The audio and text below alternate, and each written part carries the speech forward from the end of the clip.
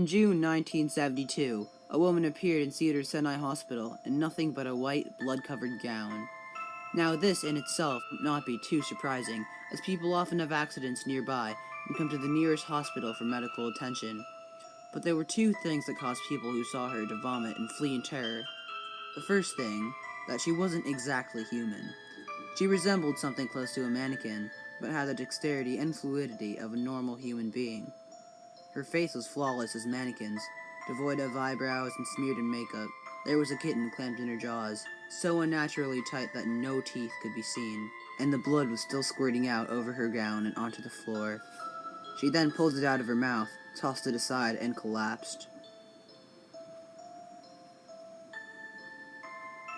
From the moment she stepped through the entrance to when she was taken to a hospital room and cleaned up before being prepped for sedation, she was completely calm, expressionless, and motionless. The doctors thought it would be best to restrain her until the authorities could arrive, and she did not protest. They were unable to get any kinds of response from her, and most staff members felt too uncomfortable to look directly at her for more than a few seconds. But the second the staff tried to sedate her, she fought back with an extreme force.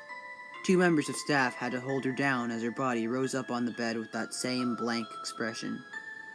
She turned her motionless eyes toward the male doctor and did something unusual. She smiled. As she did, the female doctor screamed and let go out of shock.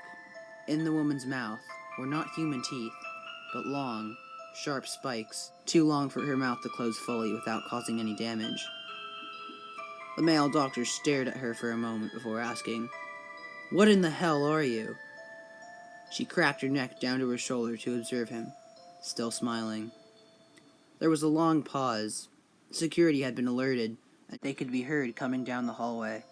As he heard them approach, she darted forward, sinking her teeth into the front of his throat, ripping out his jugular and letting him fall to the floor. Gasping for air, he choked on his own blood.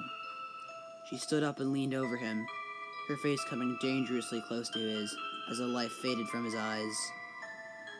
She leaned closer and whispered in his ear, "I am God." The doctor's eyes filled with fear as he watched her calmly walk away to greet the security men. His last ever sight would be watching her feast on them, one by one. The female doctor who survived the incident named her the Expressionless.